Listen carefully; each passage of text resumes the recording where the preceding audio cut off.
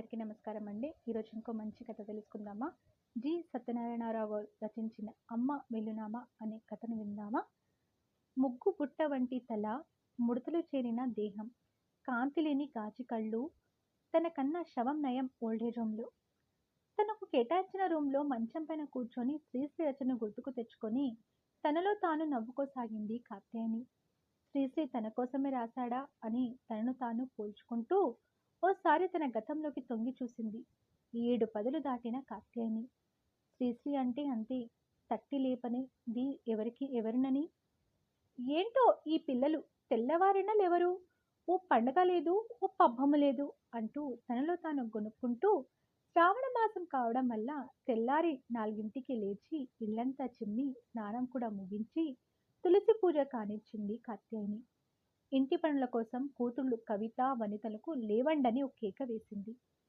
ఏంటి నీ అరుపులు, నిద్రనంతా పాడు చేస్తున్నావు అంటూ గొనుక్కున్నాడు కాత్యాయని భర్త శ్రీమన్నారాయణ.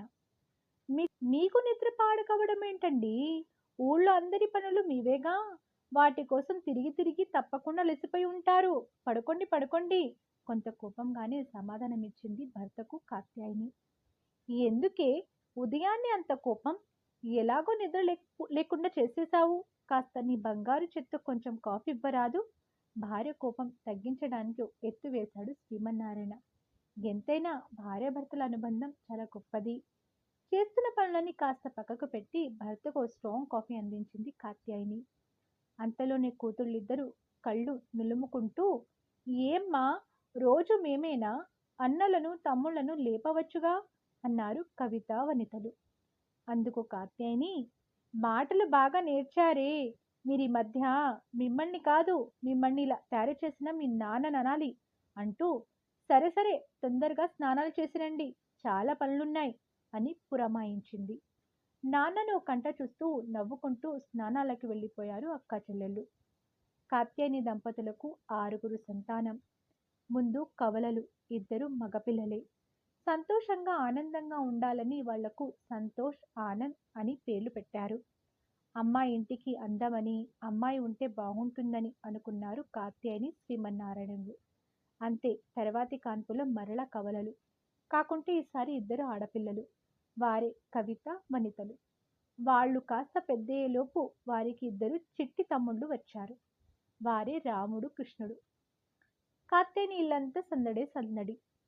శ్రీమన్నారాయణ ఊళ్ళో అందరికీ కావలసిన వాడే కానీ ఆదాయం సంగతి దేవుడికే తెలియాలి. ఆ దేవుడి దయ వల్ల తాతల నాటి సొంతిల్లు ఉండడం అనేది కాస్త సాయమని చెప్పాలి. ఇల్లు గడవడం కోసం కాత్యాయని టైలరింగ్ చేస్తూ పిల్లలకు ట్యూషన్లు చెబుతుండేది. భార్య ఏమడిగినా దానికి ఒకటే సమాధానం, ఆ పైవాడున్నాడు లేవే, కంగారెందుకు అని. ఆ పైవాడి దయ వలనో ఇంకే కారణాల వలనో ముందుగా అమ్మాయిల పెళ్లిళ్ళు, ఆ తర్వాత సంతోష్, ఆనంద్ల పెళ్లిళ్ళు చకచకా జరిగిపోయాయి. మనిషి ఎంత ఎదిగినా జరిగేదాన్ని ఆపలేకపోవడం, జరగని దాన్ని జరిగేలాగా చేయడం గాని ఓ వీలు కాని వింత కాబోలు. పెళ్లి సంబరాలు సద్గుమణిన తర్వాత ఓ రోజు శ్రీమన్నారాయణ భార్యను తన గదిలో కూర్చొని ఏమే అని కేక వేశాడు. ఈయన గాడిదొకటి, ఉన్న ఫలానా పిలవడం అనేది బాగానే వంటబట్టింది అని తనలో తాను కొనుక్కుంటూ, చెప్పండి ఏంటి ఆ అరుపులు అని కాస్త గట్టిగానే కసిరింది భర్తను కాత్యాయని. సరేలే రారా, ఆ తలుపులు కాస్త ముందుకేసి ఇలా కూర్చో, నీకో ముఖ్యమైన విషయం చెప్పాలి, అలా కసుబుసులాడితే ఎలాగే అంటూ కాస్త సరసంగానే పిలిచాడు.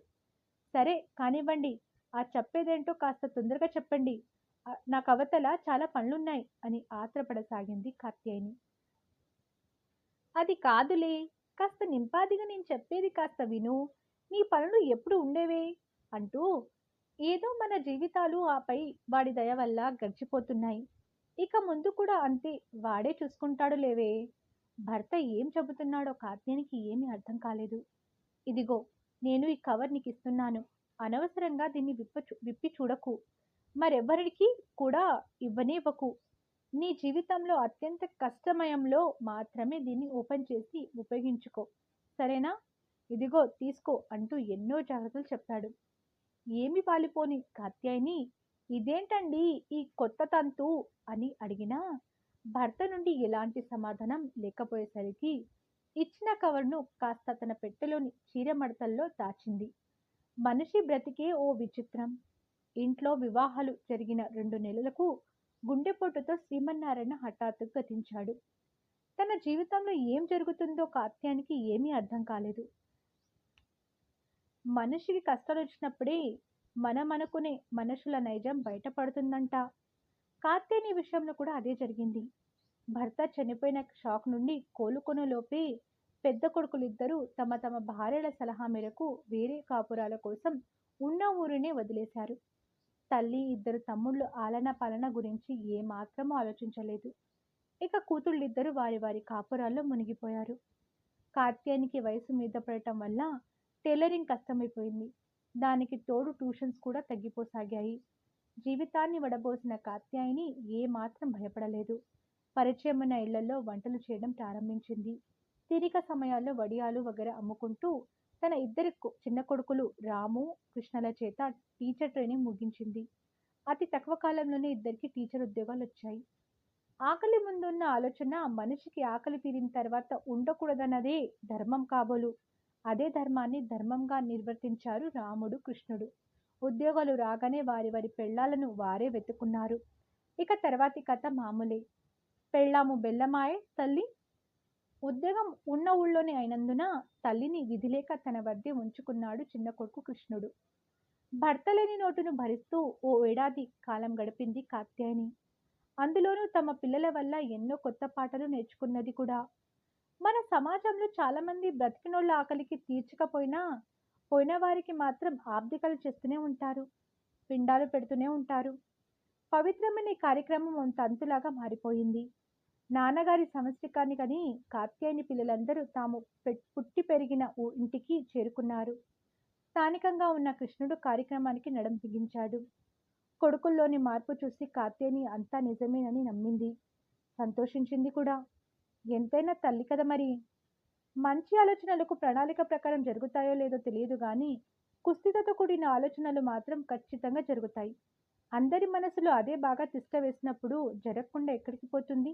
అదే జరిగింది కాత్యాయని కొడుకులు వేసుకున్న ప్రణాళికకు. ముందుగా కాత్యాయని ఆడామగ సంతానం వేసుకున్న ప్రణాళికను అమలు చేయడానికి కాత్యాయని ప్రియమైన చిన్న కొడుకు కృష్ణుడు బాధ్యత తీసుకున్నాడు. అందరూ కలిసి శ్రీమన్నారాయణ గారి సంవత్సరికాన్ని కారిచ్చారు. పనిలో పనిగా వాళ్ళ నాన్న సంవత్సరికానికి అయిన ఖర్చులను వివరించాడు. అన్నలు వారి వారి వాటా కృష్ణుడికి ఇచ్చేశారు. అంతా గమనిస్తున్న కాత్యాయనికి తమ పిల్లలు ఏం చేస్తున్నారన్నది ఎంతవరకు బోధపడలేదు. అంతలోనే కవిత అందరికీ కాఫీలు అందించింది. ఇక తదుపరి కార్యక్రమాన్ని ప్రారంభించిన పెద్ద కొడుకు సంతోష్, అమ్మా, సూటిగా విషయానికి వస్తాం. మేమందరం కలిసి ఓ నిర్ణయానికి వచ్చాము. అదే ఈ ఇంటిని అమ్మేద్దామని. దానికి సంబంధించి మార్వాడి కిషన్ సేటుతో 1,20,00,000కు బేరం కూడా అయిపోయింది. ఎల్లుండే రిజిస్ట్రేషన్. కవిత, వనితలకు పసుపు కుంకుమల కోసం తలా 10 లక్షలు. తక్కింది మా నలుగురు అన్నదమ్ములకు చెరో 25 లక్షలు. ఇక నీవు మా వద్ద చెరో 3 నెలల వంతున ఉంటావు. అంతేకాని నీ చాదస్తాలు మాని ఉన్నంతలో సర్దుకోవాలి. లేదంటే నీవే కష్టాలు పడాల్సి వస్తుంది. ప్రస్తుతానికి రాము నిన్ను చూసుకుంటాడు అంటూ ఇంచుమించు హుకుం జారీ చేసినట్లుగా ముగించాడు. అంతా విన్న కాత్యాయనికి కళ్ళు బయళ్ళు కమ్మాయి. కూర్చున్న కుర్చీ చేతులు గట్టిగా పట్టుకొని తనను తాము తమాయించుకుంటూ తలలో తాను అనుకున్నది, ఈ ఇంట్లో తన స్థానం ఎక్కడా? పైగా తన ప్రమేయం లేకనే తనను 4 ముక్కలు చేసేశారు. వీళ్ళనా నేను పెంచి పెద్ద చేసింది? గత్యంతరం లేక కొడుకుల నిర్ణయానికి సరే అన్నట్లు తల ఊపింది. అమ్మను పంచుకున్నట్లే అమ్మ నగలను, సామాన్లను ఆడమగ తేడా లేకుండా పంచుకున్నారు. వాటిని మాత్రం భద్రంగా దాచుకున్నారు గాని అమ్మను మాత్రం అలా భద్రంగా గాలి కొదిలేశారు. నాలుకకు ఎముక లేదు. అది తనకు తోచినప్పుడు ఏదో వాగేస్తుంది. పరిస్థితిని బట్టి మాట మార్చేస్తుంటుంది. అమ్మను చెరి 3 నెలలు చూసుకుంటామన్న మాట కాస్త నీటిముట్టయింది. ఒకడేమో నేను నా భార్య ఇద్దరం ఉద్యోగస్తులం, అమ్మను తమ దగ్గర ఉంచుకోవడం కుదరదన్నాడు. రెండో వాడేమో నా భార్యకు ఆమె ములుగుడు, దగ్గు భరించడం కుదరదన్నాడు. ఇక మూడోవాడు ఆమెకు ఆస్తి లేదు, ఏమీ లేదు, నేనెందుకు భరించాలి, నా వల్ల కాదన్నాడు. అందరూ అలా అనేసరికి చిన్నవాడు కృష్ణుడు చూసుకుంటాడని కలగన్నది కమ్మనైన అమ్మ మనసు. అమ్మ కలను వమ్ము చేస్తూ ఎవరికి చెప్పకుండా ఆమె పెట్టెతో సహా అనాథ అని చెప్పి ఓ ఓల్డ్ ఏజ్ హోమ్లో చేర్పించి ఉడాయించేశాడు అమ్మకు చాలా బాగా ఇష్టమైన చిన్న కొడుకు కృష్ణుడు. ఏమి జరిగినా ఎన్ని జరిగినా వాస్తవాన్ని అంగీకరించక తప్పదు. గతంతో తడిసి ముద్దైపోయిన కాత్యాయిని అప్పుడే బయటి నుండి వచ్చిన వృద్ధాశ్రమంలో తమతో పాటు ఉంటున్న శకుంతలమ్మ పలకరింపుతో వాస్తవంలోకి వచ్చింది. ఏమమ్మా, మరల నిన్ను చిదరించుకున్న అందరినీ తలుచుకొని బాధపడుతున్నావా? మనం కాదు బాధపడవలసింది, మనల్ని అలా వదిలేసినందుకు వారే బాధపడాలి. సరే సరే, మొహం కడుక్కో, భోజనానికి పోదాం. ఎవరిదో పుట్టినరోజట, భోజనంతో పాటు చీరలు దుప్పట్లు ఇంకా ఏవేవో ఇస్తున్నారట. వాళ్లే మన పిల్లలు అనుకొని దీవించి వద్దాం పదా అంటూ తమతో పాటు తీసుకెళ్ళింది శకుంతలమ్మ. మనసు బాగలేనప్పుడు ఏది రుచించదు. ఏదో నాలుక 4 మెతుకులు తిని తన రూంలో వచ్చిన కాత్యాయనికి తలకున తన భర్త ఇచ్చిన కవరు సంగతి గుర్తుకొచ్చింది. గబగబా తన పెట్టెను తెరిచి చీరమడతల్లో వెతకసాగింది కంగారుగా. దొరికిన కవరులోని కాగితాలను తీసి ఆత్రంగా చదవసాగింది. ఎంత ప్రయత్నించినా సరిగా కనిపించకపోవడంతో ఓల్డ్ ఏజ్ హోమ్ మేనేజర్ సర్వేశ్వం గారికి చూపిస్తూ, బాబు, ఈ కవరు నా భర్త నాకిచ్చి చాలా కాలమైంది. దీని సంగతే మర్చిపోయాను. తీరా ఈరోజు గుర్తుకొచ్చి చదవబోతే సరిగా కనిపించడం లేదు. ఇదేంటో కొంచెం చూడరు అని అడిగింది.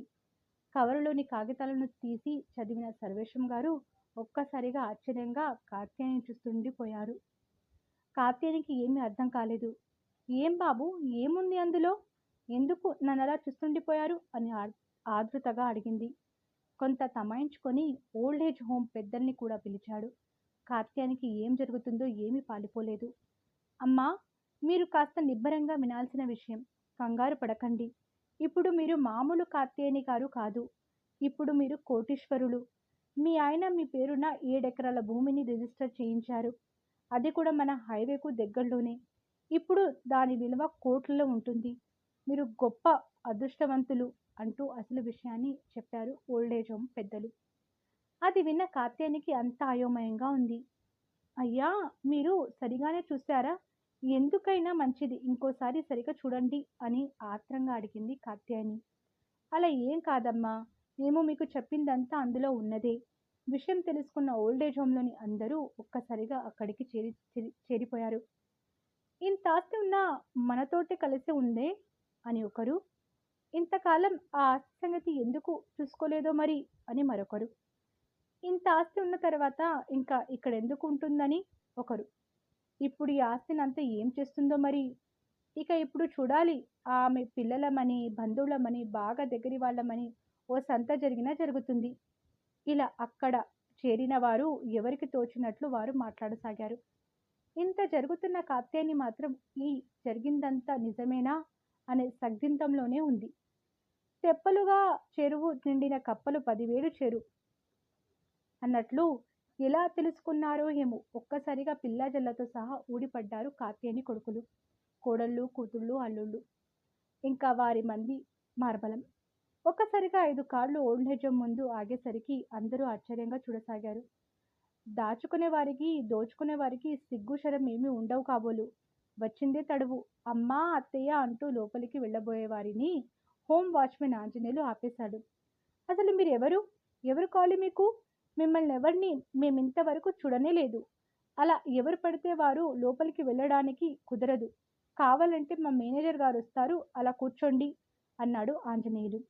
అంతలోనే అక్కడికి వచ్చిన మేనేజర్ సర్వేశ్వం గారు విషయం తెలుసుకొని అందరినీ లోపల హాల్లో కూర్చోమన్నాడు. అందరికీ కాఫీ ఇచ్చిన తర్వాత వారు వచ్చిన విషయాన్ని అడిగారు సుందరం గారు. వచ్చిన అందరి తరపున నా పేరు సంతోషం, నేను కాత్యాయని గారి పెద్ద కొడుకు అంటూ వచ్చిన అందరినీ పరిచయం చేశాడు సర్వేశ్వం గారికి. అంతటితో ఆగకుండా తాము వచ్చింది తమ తల్లి గారిని తమతో తీసుకెళ్లడానికి వచ్చామని, ఇంతవరకు జరిగిపోయిందేందో జరిగిపోయిందని చెప్పుకొచ్చాడు. అందుకు సర్వేశ్వం గారు కాత్యాయని గారు ఓ అనాథ అని తమ రికార్డులో ఉన్నట్లు, అంతేగాక ఇంతవరకు ఆమె తరపున ఎవరు కూడా చూడడానికి రాలేదని ఆ వచ్చిన వారికి తెలిపాడు. దానికి వారంతా కాదు కాదు, మేమంతా ఆమె సంతానం, కావాలంటే అమ్మని పిలవండి, అన్నీ అమ్మే చెబుతుంది బలుకున్నట్లుగా అన్నారు. దానికి సర్వేశ్వం గారు, సరే అలాగే కానివ్వండి అని భజన మందిరంలో ఉన్న కాత్యాయని గారిని కబురు పంపాడు. విషయం తెలుసుకున్న కాత్యాయని తాను రానని తనకెవ్వరూ లేరని చెప్పి పంపింది. చివరికి సర్వేశం గారు వచ్చినందున వెళ్ళక తప్పనందున అందరూ ఉన్న హాల్లోకెళ్ళి కూర్చుంది. అంతే, అందరూ ఒక్కసారిగా లేని ఆప్యాయతతో పలకరించడం మొదలుపెట్టారు.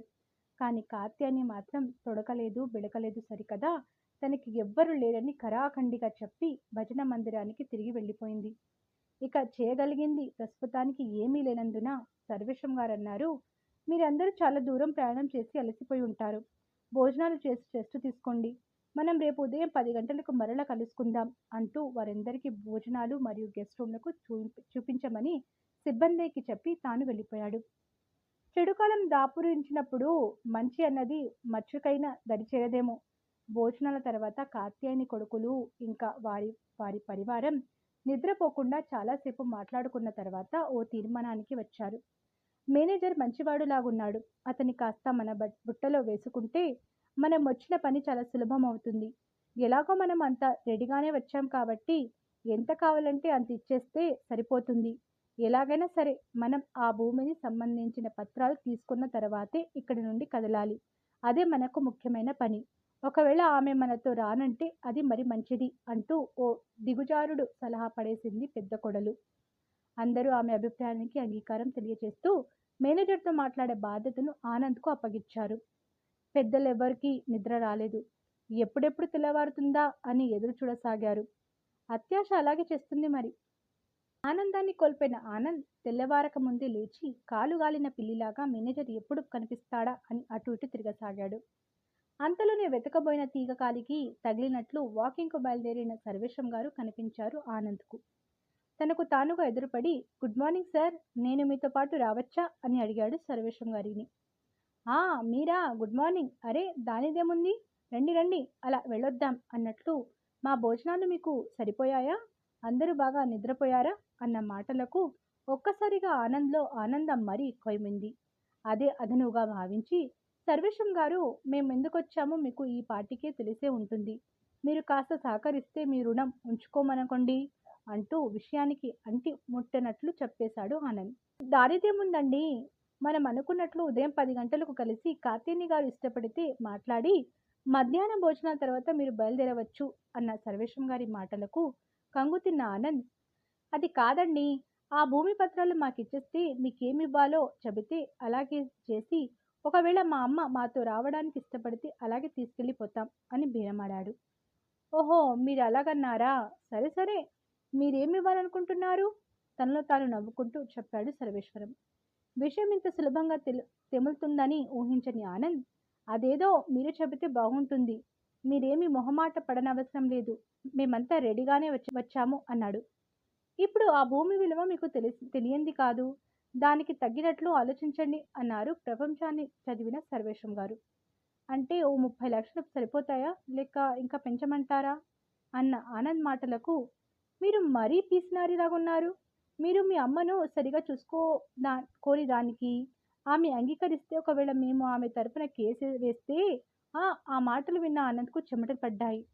మీరు అలాగంటే ఎలాగండి? సరే, చివరి మాటగా 35 లక్షలకు సరి చేసుకోండి. మీరు ఇంకేం చెప్పకండి అంటూ ఫైనల్ బేరమాడాడు ఆనంద్. అది అలా అన్నారు, బాగుంది. ఉదయం 9ంటికి ఓ కుర్రాడు మిమ్మల్ని కలుస్తాడు. అతనికి చెరిస్తే సరిపోతుంది, సరేనా అంటూ వాకింగ్ నుండి వెనుతిరిగారు సర్వేశం గారు. ఆనంద్ వచ్చి జరిగిన విషయాన్ని తన వారందరికీ చెప్పాడు. అంగీకరించిన మొత్తం కాస్త ఎక్కువేనని అనుకున్నా గొనిగాడు పెద్దవాడు సంతోష్. అనుకున్న ప్రకారం డబ్బు బ్యాగులో సర్ది దాన్ని జాగ్రత్తగా చేర్చే బాధ్యతను కూడా ఆనంద్కి అప్పచెప్పారు.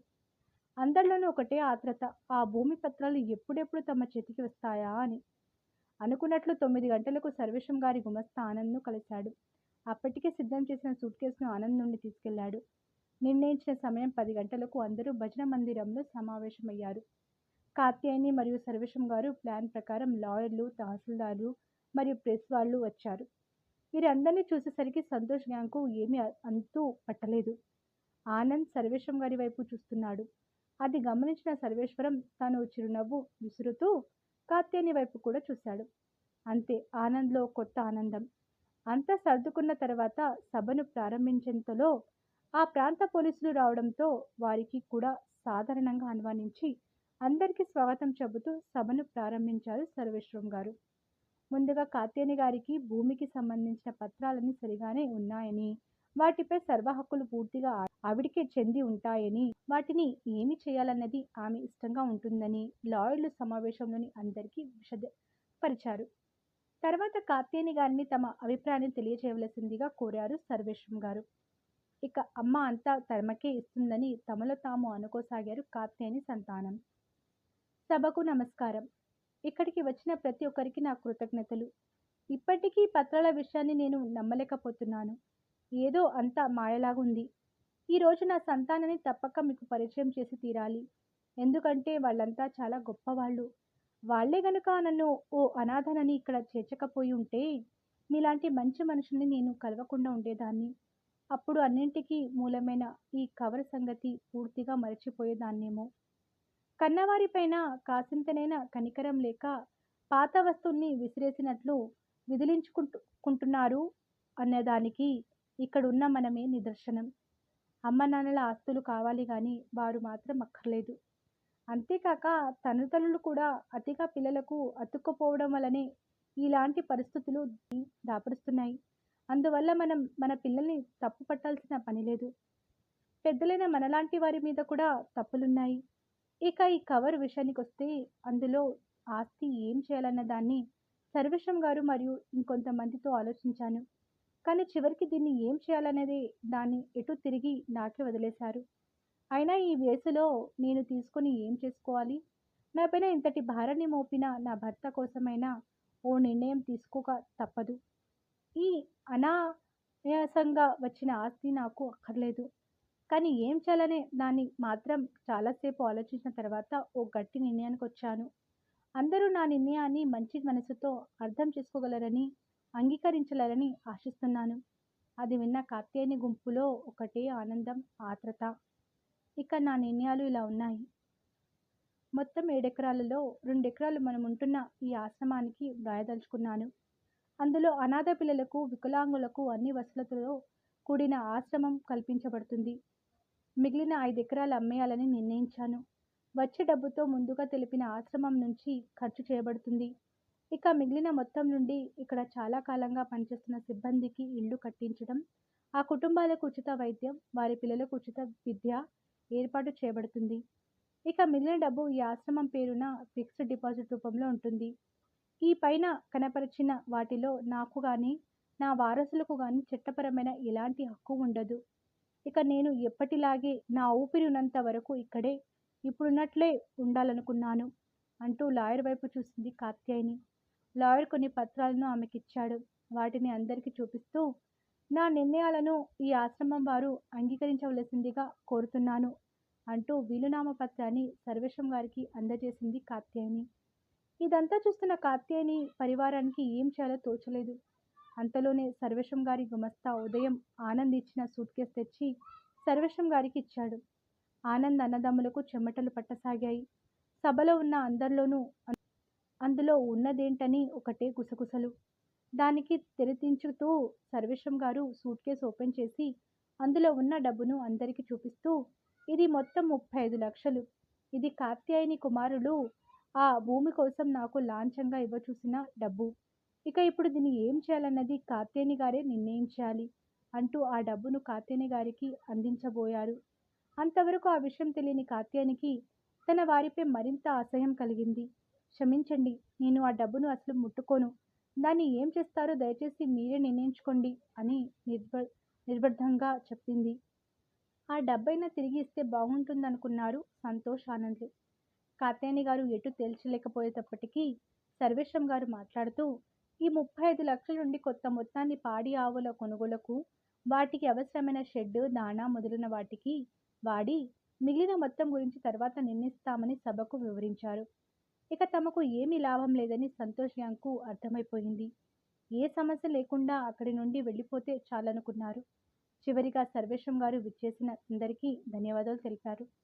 తనకంటూ ఏమీ ఉంచుకోకుండా తన ఆస్తినంతా సేవ కోసం ఇచ్చేసిన కాత్యాయని గారికి పాదాభివందనం చేస్తూ అభినందించారు.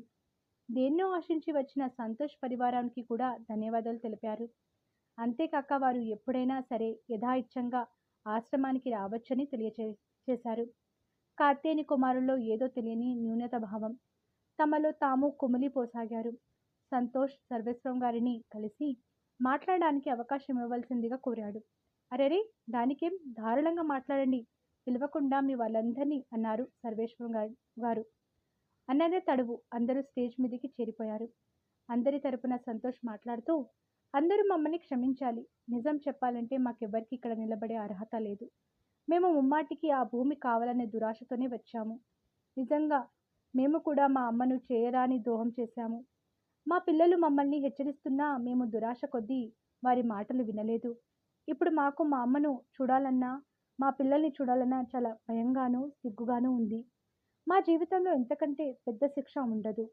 మా అందరి తరపున మా అమ్మగారిని వేడుకుంటున్నాను, ఓసారి ఆమె పాదాలకు నమస్కారం చేసే అవకాశం ఇవ్వమని. కళ్ళు మూసుకొని అన్నీ వింటున్న అమ్మ వైపు చూశాడు సంతోష్.